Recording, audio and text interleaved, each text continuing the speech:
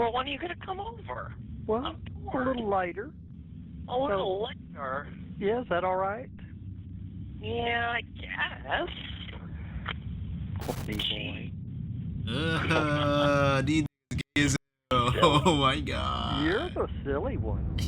You're the silly one. I'm a child. If it's me personally and I want to get rid of somebody's body or a body in GTA, I'm gonna incinerate that bitch. I want nothing to be left. I want it to go to the ether. Niggas are putting people in suitcases and throwing them in the garbage? What are you doing? Jeez Louise, bro. As the family embraces, Wahlberg questions her father about this illegal relationship, to which he completely downplays it. He said, man, she was like, Yeah, bruh, she was like 17, 16, damn near 18 type shit. Like, bruh, like, it ain't even that deep. For real, for real. Back in the 80s, we was cracking anything that was breathing, you feel me? Yeah, type shit. happens all the time. Let's hear what John has feels That's how you about. moving. Gosh. I'm not sure when I did this, I knew what a minor was. It was See a what long I'm saying? time. I told Okay. you. Wife number 2 was 17. She had just gotten out of high school. Wife number 2, by the way. Disgusting. I ain't going out tonight. I'm just gonna be in my room. I just wanna be in my room. I just wanna be in my room.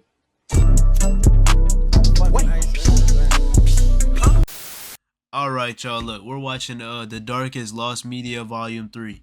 Yep. That's it. That's all I got. We're watching The Darkest Lost Media Volume 3. I need to roll up. And Nexpo never misses. I wanted to watch a long ass video, so this is a 50-minute video. We're just gonna hop straight into this. If you like the video, You see I had to turn the lights off so we can really set the mood. If you like the video, man. If you like it, subscribe. At issues.tm _ on Instagram, issues.com, and we're gonna try some fire pieces.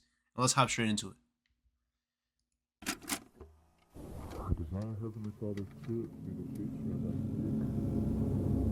The topics discussed in this video are disturbing. It's disturbing. Disturbia.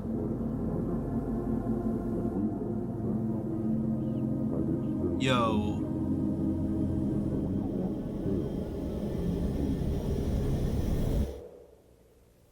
Hell no.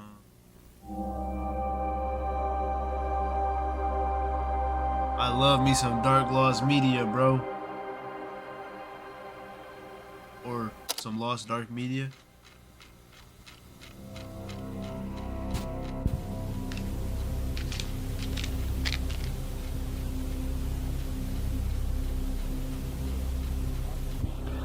March 21st, 1997. History of the Prophet Joseph Smith. Shout out Joseph, I think. In 5th through 8th grade class. Let me not say How that anxious I before. am for Heavenly Father's Spirit to touch your minds and hearts.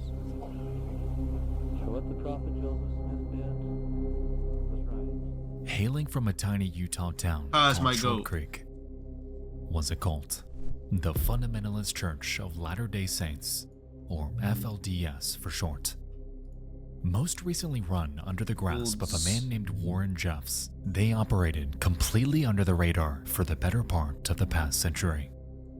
For years, Jeffs and his predecessors maintained strict control over their members, preaching the central idea that plural marriages were not only a God-given right, but were the only way for members to access the kingdom of heaven. What the hell is a plural He marriage? was known to call himself the prophet, the only member of the Oh, he's Mr. Bitches. church who could talk to God. And if God told him that you should marry someone, you wouldn't go against his will, would you? Wife after wife after wife, the prophet would arrange to wed, not only for the adult. I'm not gonna pause the video this much, but just know I'm sober, so I could really be goofy as hell and I could yap over this entire video. I just want to point out that all of these people, with their faces blurred out, they look damn near identical. Like, the hairstyles were just not creative back then, huh? Men inside the church, but most prominently for himself. Tens, hundreds of women were used as pawns, tickets that they believed would grant them eternal salvation. Holy shit. And as you'd expect, their ages were never considered. Yeah. Inside the FLDS, hundreds of children were born through underage mothers, forced into arranged marriages with men upwards of 85 years of age. Fuck no. And all of them wholeheartedly believed that they were carrying out the will of God.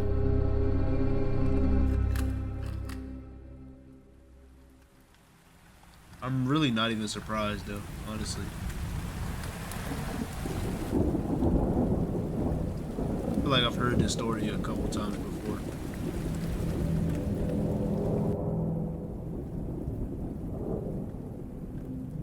The story of the FLDS is one of the darkest I know, and they, too, have troves of media both destroyed and sealed away.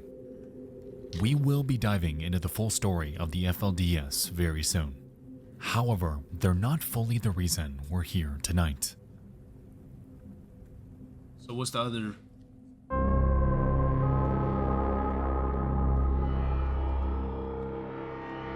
Yeah, it's 3 a.m. too. It's spooky hours. In 2008, a game show premiered on Fox called The Moment of Truth. It involved contestants answering highly controversial and often abrasive questions in front of a live studio audience in exchange for an ever-growing grand prize. Prior to each episode, contestants would take a polygraph test to ensure the accuracy of their responses on stage.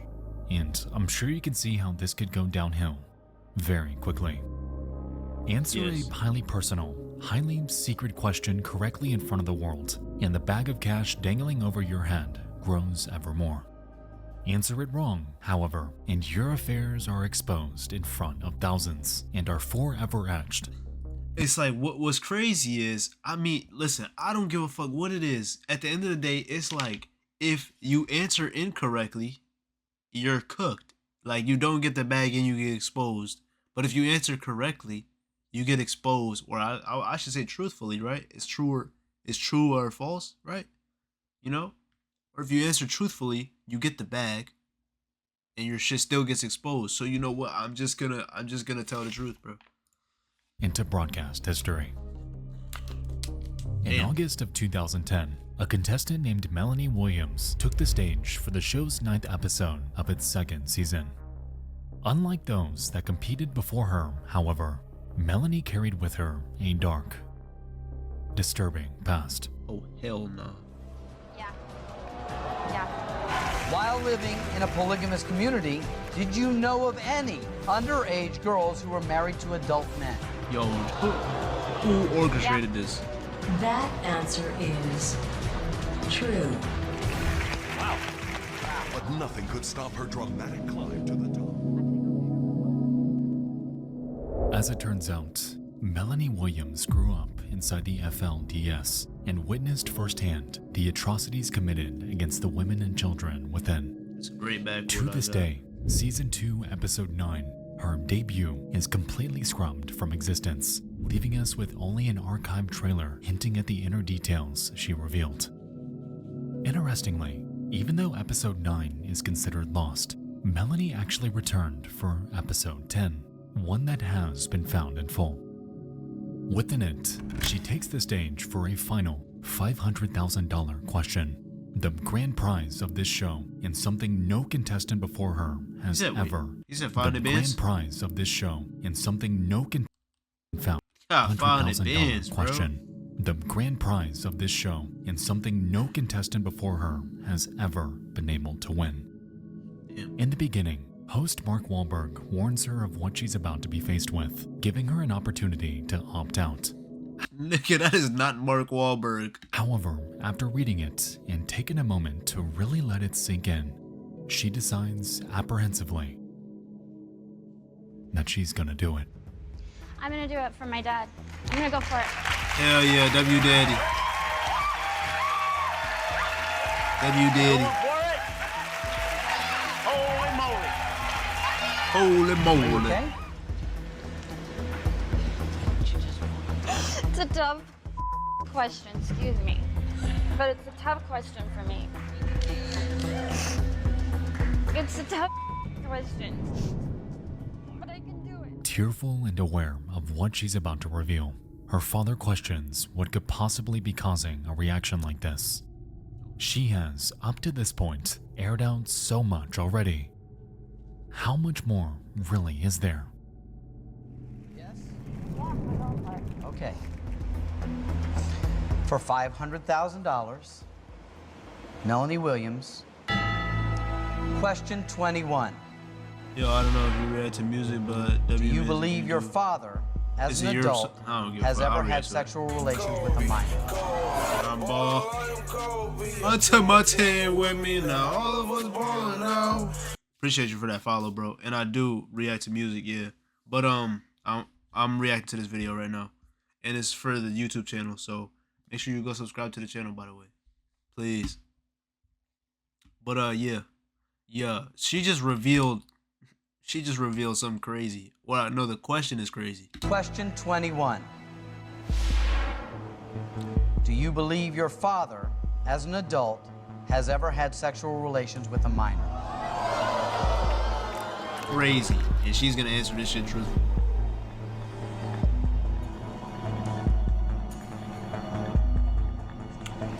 Yes. Fuck!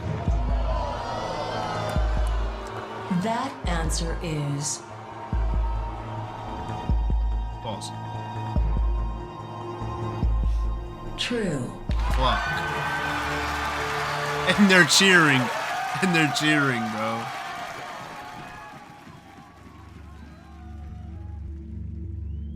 Like the question she just answered, and they're cheering. As Melanie sits, shocked at what she just unveiled to the world. Her father, equally stunned. And it all culminates in one of the strangest, most dystopian moments that I have ever seen on broadcast television. Jeez Louise, bro. As the family embraces, Wahlberg questions her father about this illegal relationship, to which he completely downplays it. He said, man, she was like, Yeah. bruh, she was like 17, 16, damn near 18 type shit. Like, bruh, like it ain't even that deep. For real. Back in the 80s, we was cracking anything that was breathing, you feel me? Yeah, type shit. Happens all the time. Let's hear what John has feels That's how you about. moving. Gosh. I'm not sure when I did this, I knew what a minor was. See what I'm saying? I told Okay. you. Wife number 2 was 17. She had just gotten out of high school. Wife number 2, by the way. Fuck. Disgusting. We was cracking anything breathing.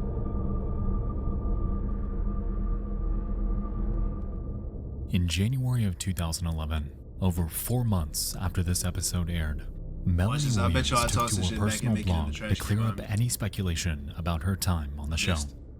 Within a post made on January 7th, she claims that her father had actually lied that night, that the girl wasn't 17 like he claimed. In reality, she was 14. Oh my god. And her name was Joy.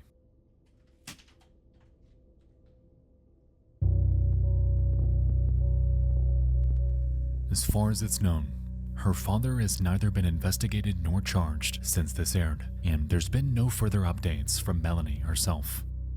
Even so, this broadcast is one of the strangest that I have ever watched, and I wouldn't be surprised if it contributed to the Moment of Truth's cancellation. Regardless of whether Season 2, Episode 9 is ever found, Melanie Williams successfully exposed the illegal atrocities committed by one of the world's darkest cults in front of thousands. A cult that has done everything in its power to keep its depraved history a secret. And a cult, the FLDS, who manipulated and abused women and children for over a century. All veiled under the will of God.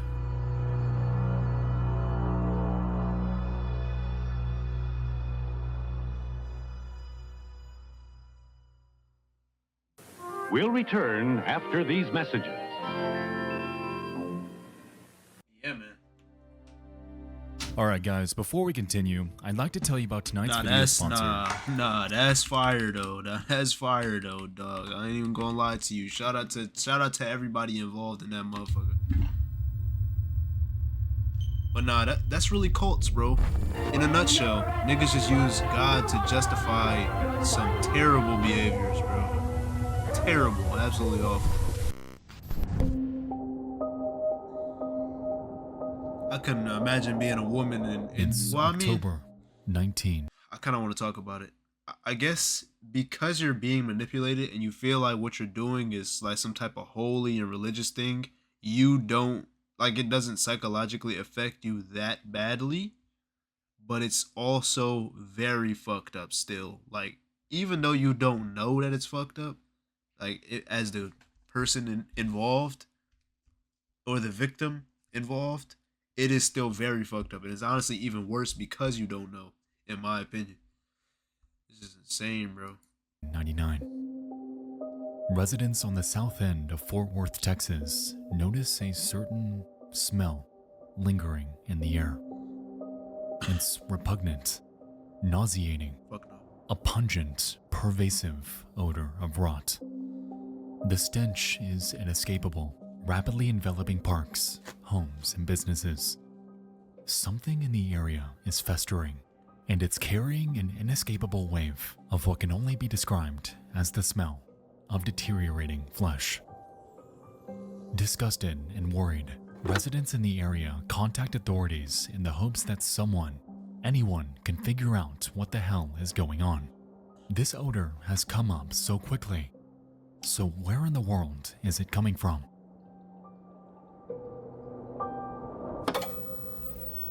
Like, for a smell to travel that fast and far, like, it has to be so much rotting flesh. Like, that's disgusting. Check out this week's Green Price specials on all flavors of Jell-O frozen pudding pops. For the sweetness of the grapes.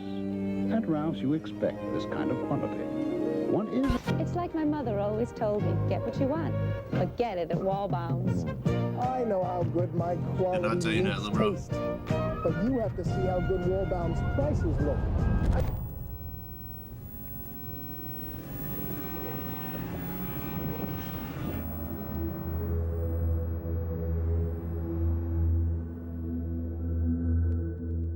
Resting at the corner of Hemphill and West Fogg Street in Fort Worth, Texas, sits an abandoned Oh, Fort building. Worth? That's where Jay's from. A grocery store called the Mexia Supermarket. Known to have been owned by a family from Laos, it served the surrounding neighborhood for years. But here, they were nowhere to be found. Their store is rotting, their home vacant, and it's like they up and left, leaving the only remnants of their existence. A neighborhood suffering from an inescapable smell, and a grocery store that's festering right under its own weight.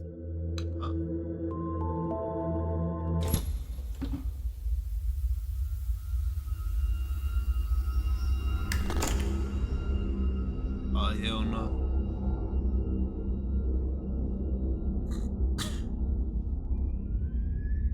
Inside, rotting deli and meat discolored as bacteria consumed it. Produce began to wither and emit hazardous gas. Frozen goods and milk exploded due to an uncontrolled fermentation inside them. And the air inside, unbreathable, as the oxygen was completely depleted. As you'd expect, the building, by the time it was found, was in a state of complete disrepair, as maggots, roaches, rats, and thousands of flies had nested within its crevices. The scene? Unreal. And all of this was the product of a building left to decay for nearly 3 months.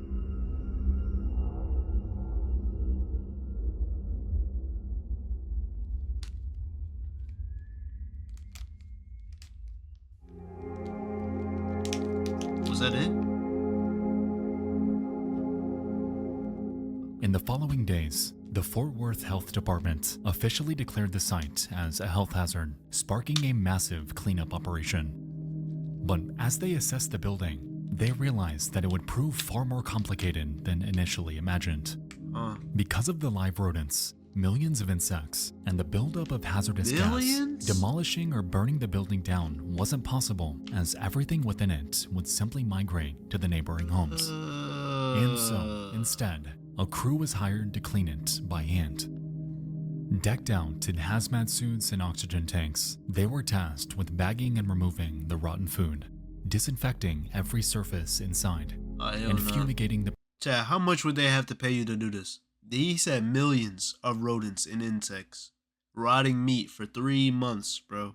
The entire store. How much would they have to pay you to do this? Be honest. Premises, all while navigating through the millions of insects surrounding them. Reportedly, the initial scene was so infested with flies that cleanup crews couldn't even see more than a few feet in front of them. The cleanup efforts took nearly a month to complete, and by December, the building stood completely empty, yet still carrying a lingering odor of rot. Years later, it was eventually bought out and rebranded as a store called Terry's. However, according to a review left on Google, nearly 14 years after Mexia, the place even still... 14? Yo, I didn't even peep. 12 years ago. Bruh said the store smelled horrible just as you're passing by. It always smells like something's dead. Oh, nah. Reportedly smelled like death.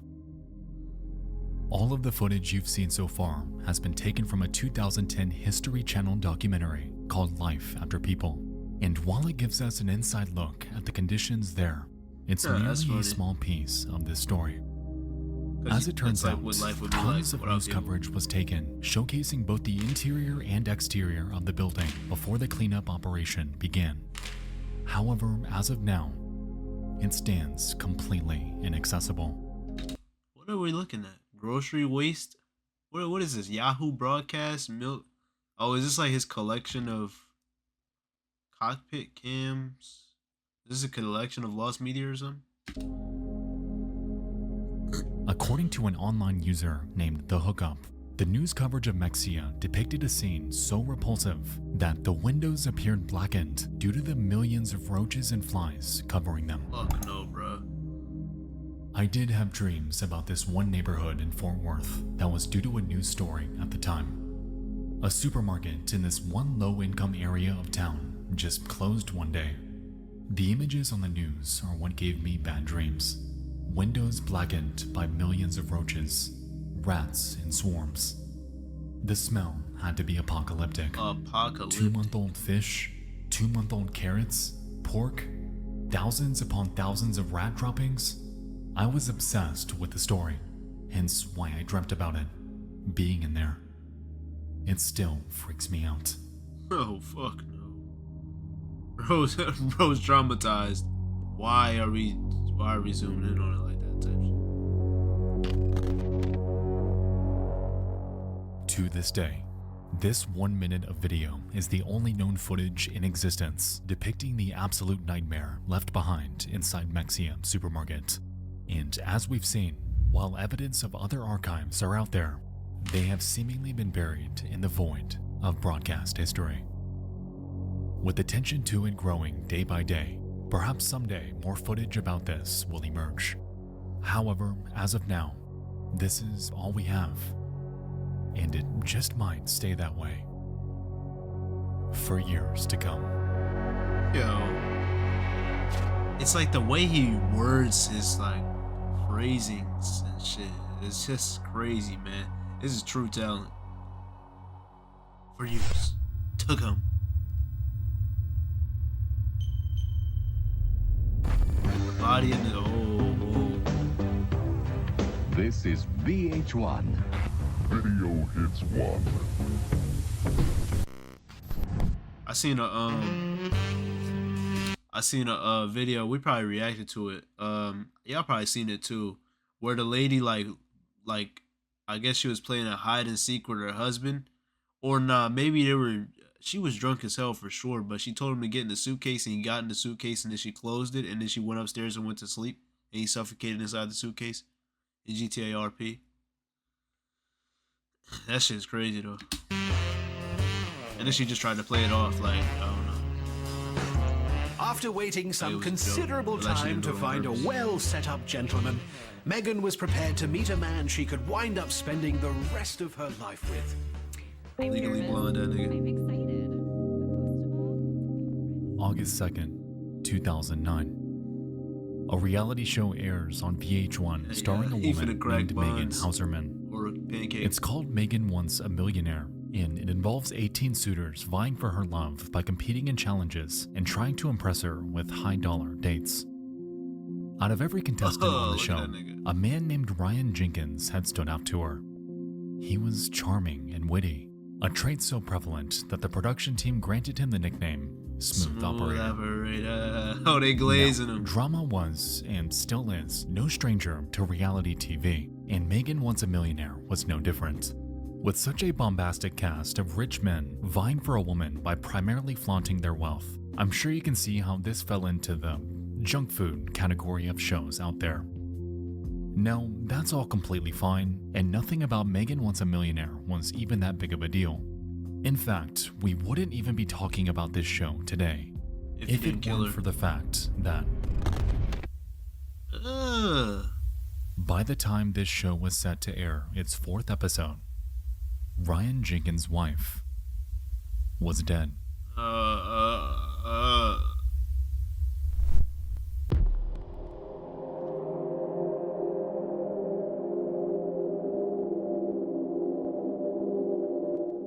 August 15th. Police are investigating a dumpster in Buena Park, California. Reportedly, a foul smell is emanating from it, yet it isn't the kind you'd expect.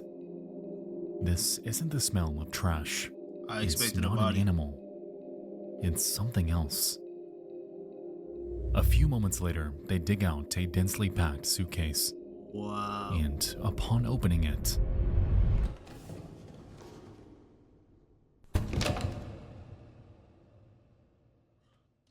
I'm not gonna lie, 2 things I have to say. 1, I didn't think that, like, now listen, I'm not the smartest cookie in the sheep drawer or something. I don't know. Basket. Whatever. I didn't think that a body would smell like as it's decomposing. I didn't think it would smell that bad for this shit to be in a trash can and stinking up the whole block type shit. You know, to the point where niggas call the cops or something. Now, also, I don't know why you would feel so freely. Like, how do you even, like, if it's me personally and I want to get rid of somebody's body or a body in GTA, I'm gonna incinerate that bitch. I want nothing to be left. I want it to go to the ether. Niggas are putting people in suitcases and throwing them in the garbage. What are you doing? Like, that's just not how you get rid of it. That one dude from that one, I think it was a Nick Crowley vid, he took his wife's body again in GTA. He took his wife's body overnight, bro. They got into an argument. He must have clocked her over the head. I'm sorry that I'm like, this is how I cope. Okay, I have to make a joke out of this. He must have clocked her over the head or something. And then he ground her body up. And I guess he flushed her down the toilet or something. That is insane. But that's one way to get rid of a body, you know? You know? Crazy. Staring skyward is the mutilated, mangled body of a blonde female. Her teeth are gone, her fingers severed, and her clothing nowhere to be found. Bro, trying to get rid of Immediately, the police open a case. They realize that whoever did this went out of their way to sever any identifying feature from her body. Yeah. However, curiously, one still remained. You see, this woman had breast implants, and given that these carry their own serial numbers, it gave authorities a potential lead for identification. They carry Even serial still, numbers. However, this woman was unrecognizable, ultimately leaving 3 pivotal questions to linger. Who was this? Who did this? And how in the world did she end up here? I'm wondering where he's getting these, like, that image from. Where did he get that B-roll from?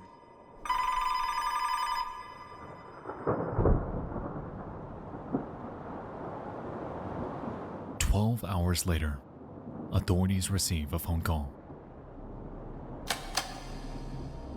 It's from Ryan Jenkins, and he's pleading. No. His wife, an LA model named Jasmine Fiore, had reportedly up and vanished. He claims that the previous night, the two arrived back at their home in Los Angeles before she left to run errands. However, since then, nothing. Over the next 48 hours, the breast implants were verified to belong to Jasmine Fiore, and as a result, her husband Ryan Jenkins had become a person of interest in her murder. Yet, once they began looking into his movements over the few days prior, they realized that Jasmine Fiore, contrary to Ryan's testimony, had never arrived home. So he was As lying. it turns out, on the night of her death, the pair had gone to the LaBerge Hotel in Del Mar, California for a poker tournament. And on CCTV, the pair can be seen arriving, getting settled in, and leaving. Oddly, however, at 4:30 in the morning on August 15th, just hours before Jasmine's body was uncovered, they discover a panicked Ryan Jenkins, yet he's completely alone. Jasmine, wherever they went, never returned with him. She was never seen alive again. He did that shit. Immediately, Jenkins becomes their lead suspect. However, tracking him down proved to be difficult. He went on the run, from their home in LA to Nevada, Sorry, ain't this the Nevada nigga to that Utah, was on the TV Utah show? to Canada, and all of this was done in the span of just 2 days. Because of this, he was officially charged with the murder of Jasmine Fiore on August 20th. Yet, because he was evading arrest, he always seemed to be one step ahead. It wasn't until the morning of August 23rd when authorities would locate him at a motel called Thunderbird in Hope, Canada. However, their encounter wouldn't go at all as planned. That morning, Ryan Jenkins had never checked out. In fact, for the 3 days he was staying there, not a sound ever came from his room, and no one ever left. In reality, bitch getting rid of her body. He had taken his own life. And inside his room, he awaited, hanging from the motel coat rack. Oh, nah. No, this is a video right here. Search for a Fuck. reality show contestant charged with the first-degree killing of his ex-wife is finally over. Ryan Jenkins was found dead in a motel room in Canada yesterday, an apparent suicide. But officials say the investigation is far from That's over. what I was about to say. Imagine it wasn't even him. Following his capture, VH1 had placed Megan Once a Millionaire on an indefinite hiatus, leaving episodes 4 to 6, the remainder of the season, never to air. Damn. After an internal investigation, it was found that Jenkins was charged with assault over 2 years prior to filming, something that should have restricted him from ever being allowed on TV. Even further, there were reportedly countless other contestants with charges as well, opening up the door to accusations that VH1 perhaps overlooked these in hopes of sowing drama and driving up ratings. Yeah, I'm trying to figure out how For he even years, got on the show. Episodes Like, 4 through 6 of Megan Once a Millionaire was unseen by anyone outside of the studio. However, in 2020, Megan herself released episodes 4 and 5 on her personal YouTube channel. What? Even still, though, the finale eludes the public, and given the controversy that took place, it's unlikely to ever be released. To this day, VH1 and the entire landscape of reality TV has felt the effects of this tragedy, yet nothing could ever compare to the grief the family of Jasmine Fiore underwent as they lost their loved one. Yeah. According to Jasmine Fiore's mother, their relationship was never healthy. They were always fighting, always arguing about something, but never did she think that Ryan Jenkins would take the life of her daughter. Never did she think that he would leave her in the condition he did. It felt like a complete nightmare, yet it was painfully, agonizingly real. Megan Once a Millionaire, to this day, remains as an eerie look at the faces people put on for cameras. Yet once they're off and everyone inevitably returns home, we truly don't know any of them. Dead ass.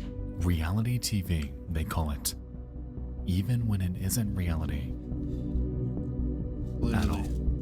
Cause you know these niggas be clip farming, bro. Like nobody goes on reality TV and it's just themselves, bro. Unless you're like some crazy ass person.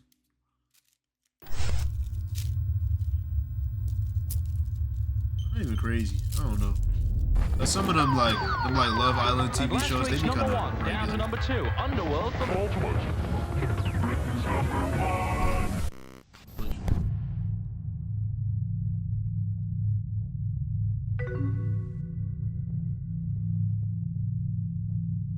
Here you go again, stat pad in the vid. Night, and a conversation is playing out between two online users, InExcess00 and No1093. It's charged, inappropriate, a glance into the most depraved desires of the human psyche. This correspondence carries on for days. Wait, did he say W? Oh wow. This I love you is correspondence crazy. carries on for days. However, there's just one problem. To me, you're hot. That's a nigga. Hello? Hey, Hey, what are you doing? nothing. What are you doing? Nothing at the moment. Okay. What are you doing? Nothing. Did you go get your other money? Yes, I did. Thank you. Did you leave yet? Are these two niggas? No. You didn't leave yet. No. Are you gonna come or not? Yes, I shall. Well, when are you gonna come over? Well, I'm a bored. little later. A little later. Yeah, is that all right? Yeah, I guess. Boy. These niggas gay as hell. Oh my god. You're the silly one. You're the silly one. I'm a child.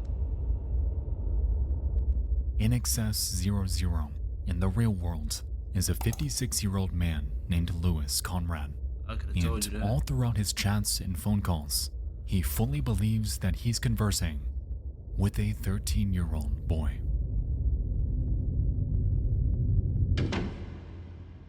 I'm telling you. That is the most crazy curveball of all time of my entire life. I'm telling you this. Nexpo does not miss, bro. He doesn't miss. What? What do you mean 13? Yo, what? November 11th, 2004. Dateline NBC airs a show that you just might have heard of.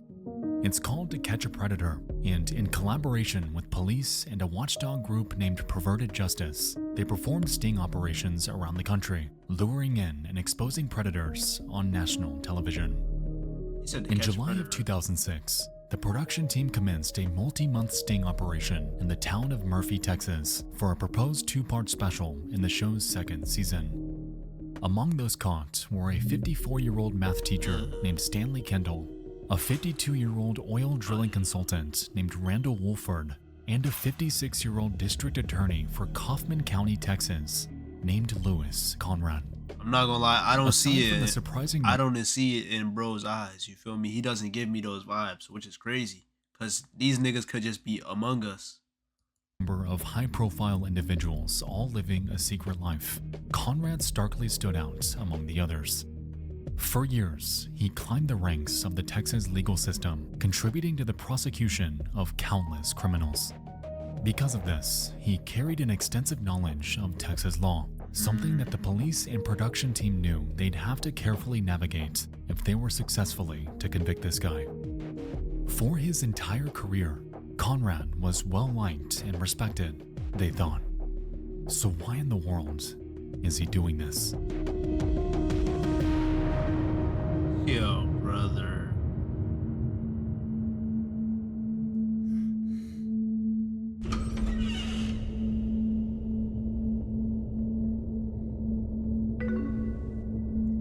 Yes, that computer beat, bruh. As the months carried on, the conversations between Louis Conrad and No1093 would only become more depraved. Louis would share explicit images, express a strong desire to meet, and would consistently bring up subjects that a 13-year-old has no business talking about online. The last one I But sent is throughout all of this, little did he know that No 1093 wasn't who he said he was.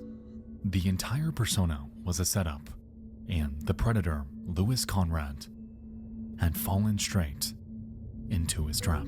Oh shit.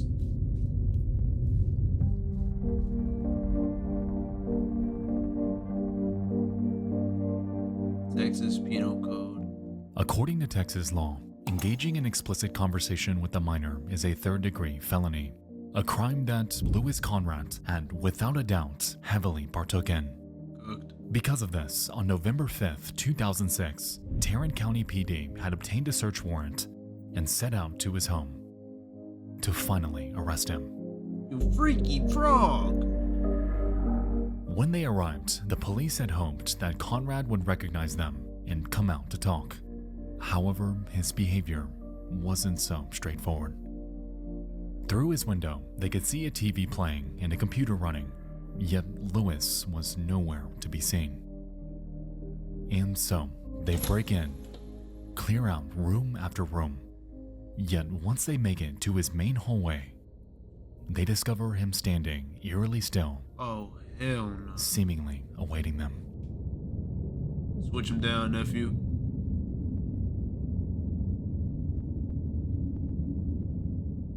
Frozen in place, Louis begins pleading, explaining that he's not gonna hurt anyone.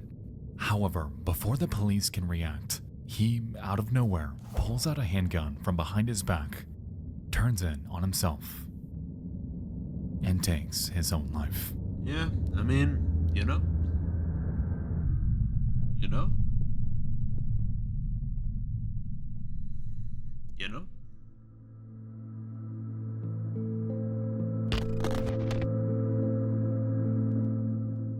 As the camera crew stood outside, the sound of a loud crack had broken the stillness in the air, and for a brief moment, they were unaware of the scene awaiting them inside. No one expected Louis Conrad to do this. No one That was the expected first him thing I to prey expected him to on do. an underage kid. Oh. No one expected any of this. Who has prosecuted criminals for more than 2 decades, shot himself. We watched as an emergency medical niggas in team that jail arrived cell and talking hoped about, they could somehow save him. But let's as Conrad go. is brought out on a stretcher, it's clear his condition is grave. To this day, this incident is regarded as one of the darkest in To Catch a Predator's history, and because of litigation and their dwindling relationship with advertisers, the show was canceled the following year. While most aspects of this case, like the chat logs, the phone calls, and the aftermath are readily accessible online, there is one piece of media that has, to this day, never been released. Reportedly, there's an audio tape of Conrad's final words taken from police body cameras. However, for obvious reasons, it's remained sealed away. The Louis Conrad story is one of the most depraved situations that never should have happened. He was a man who knew better, a man who should have done better, a man who preyed on the most vulnerable subset of humanity. While the recording of his final moments may never see the light of day, his vile actions will forever be known, and his name immortalized as a monster that once lived among us. I literally said that.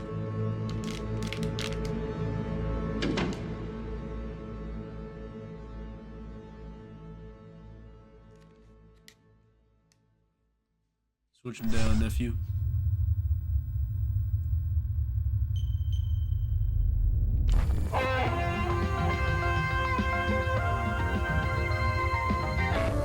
Like, that one just wasn't, like, I'm not really as surprised. Like, I don't, you know, the story before that was way more like, holy fuck. Silent Hill? It's the early 2000s. Like, you're telling me, oh, the police force is corrupt. Haunts the world. Oh my god. Circuit City runs a special on camcorders. And over on CBS Channel 11, a bear enthusiast named Timothy Treadwell appears on Letterman. By every measure, Timothy Treadwell is a lifelong wildlife admirer. For the past 11 years, he's gone out of his way to live with bears native to Katmai National Park in Alaska, documenting his experiences wherever he can. Anytime this man was out in the wild, he had a camera on him and seemed to carry a remarkable lack of fear as he interacted with animals that could quite literally end his life at any moment. Throughout the 1990s, Treadwell was known to travel across the U.S., educating aspiring young adults on the intricacies of bears and their relationship with their natural environment. Just don't let him be an With ADP, this, bro. he would share videos of his excursions, catalyzing an appreciation for the natural world to a new generation of young minds. These efforts would cause Treadwell to skyrocket in popularity, and by the early 2000s, he had effectively become a household name. Hell yeah. From what it seemed, Treadwell's way of life was inherently dangerous, yet entirely rewarding. A dance with the devil at every turn, yet it was something he was massively enamored by. He felt this sense of oneness, a connection to a species that humans, for as long as we've lived, have inherently feared.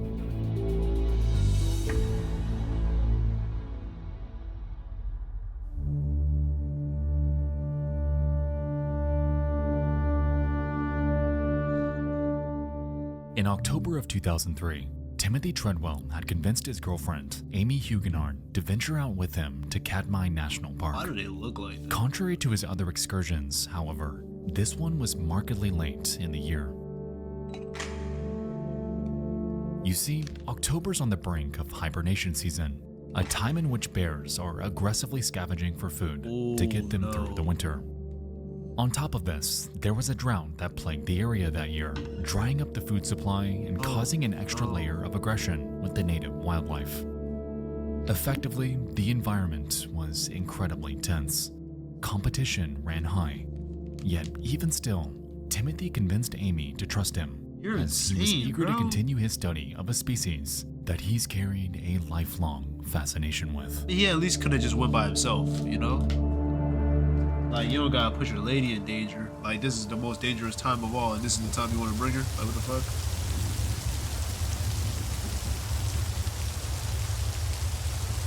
I'd be like, you know what, babe, you can stay home Amy on this never wanted to go on this trip. In fact, she feared bears. Painfully so. Maybe he's trying to knock her off, you know? So, yeah, them niggas gonna be hungry. It's the next day, and the forest is quiet.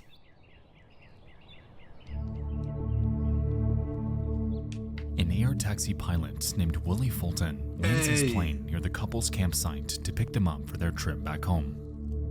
Upon jumping out and looking around, however, Fulton quickly realizes that something isn't right. I don't see no bears. Timothy and Amy are nowhere to be seen, and all that greets him is a torn-up campsite and a bear. A very disgruntled bear. Confused by what he's witnessing and fearing for his safety, Fulton jumps back into his aircraft and calls in a report to the area's park rangers. And once they arrive, they shoot the bear dead, scour the surrounding area, and shockingly, they should pull him and Swiss cheese that nigga? Completely unexpected.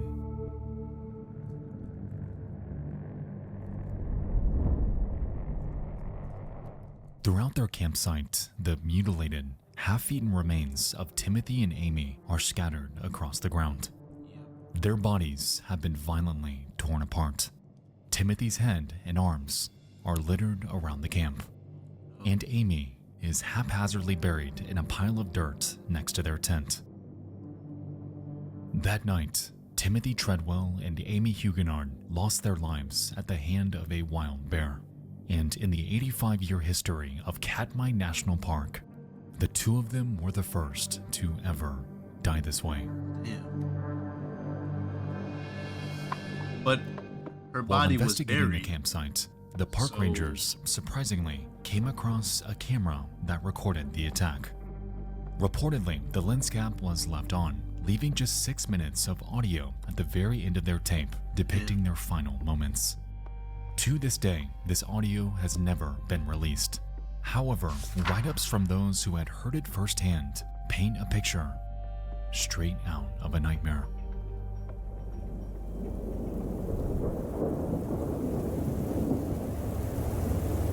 It supposedly went something like this.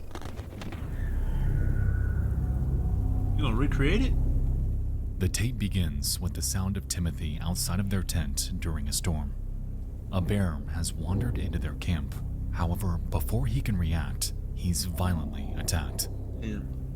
In immense distress, he begins to scream, pleading for Amy to come to his aid. And so she unzips the tent, heads outside, and commands for Timothy to play dead. A few moments later, in believing Timothy to be deceased, the bear retreats into the dark, to which Amy, in complete shock, rushes to Timothy's aid.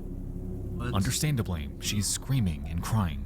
Her boyfriend, a man who spent his entire life devoted to nature, has just been brutally attacked by the very thing he loved. But as it sinks in, the bear out of nowhere returns to Timothy, grabs his body, and drags him into the dark. Oh, nah. He said, oh, wait, I forgot we hibernate. I need food. Damn.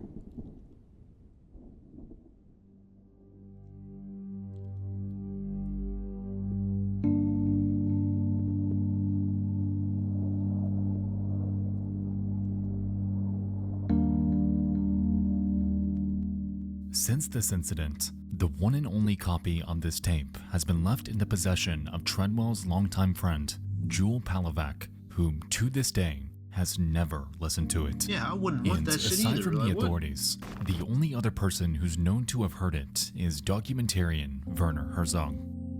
Just a few seconds in, however, he pulled his headphones off, instructed Jewel never to listen to it, and strongly urged her to destroy it. As far as it's known, Jewel Palovak remains in possession of this fabled tape and has vowed to both keep it sealed away and to never listen to it in her lifetime. With Yeah, this, just go ahead, the final burn that moments of motherfucker. Treadwell and Huguenot's lives are shrouded in a cloud of uncertainty, leaving the world around them to eternally speculate about it. This tape, much like with Christine Chubbuck, is one of the darkest, most haunting cases of lost media that I truly believe we will never get our hands on. It's a tragedy that never should have happened. A freak incident deep in the woods. Now, let me say, if I was the dude getting mauled by a bear to death, the last thing I would do is call for somebody else's help, especially not the help of my significant other. I mean, you gotta think, bro. You're only putting them in danger. There's no way they're gonna save you from a bear that you couldn't beat yourself. Now you're on the ground. You're probably bleeding out. The nigga's like tore some part of your body off. And what do you think is gonna happen? You feel me? And then she rushes out there, obviously distraught. You know, she's like, oh my God, I have to go see if he's okay. But there's still a bear there, you know? The nigga may just come back and kill you. You know? It's just crazy, bro. It's crazy. I know it's hard to think rationally, like, you know, in high intensity situations like that, but like, he put her in danger and then she put herself in danger, you know? It's just crazy, man. Insane. 6 minutes of audio depicting one of the most gruesome ways to die that we may never hear. Thank God. In our lifetime.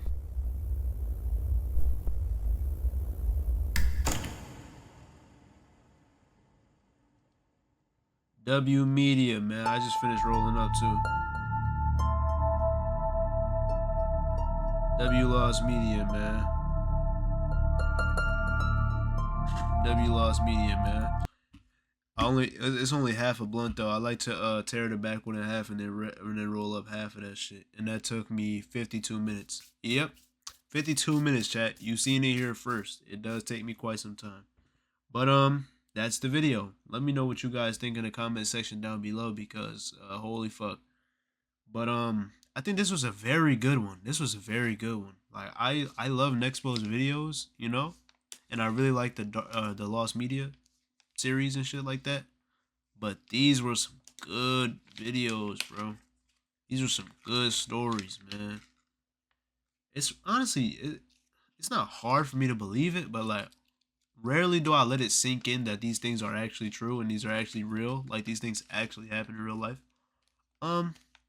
But also I kind of just take things like TV shows and shit and I just apply it to real life because nothing, well, I won't say nothing, but most things aren't really so unrealistic. Like you could slap based on a true story on damn near anything that doesn't have to deal with aliens or I don't know, some crazy shit. But yeah. So I'm not really surprised by anything here.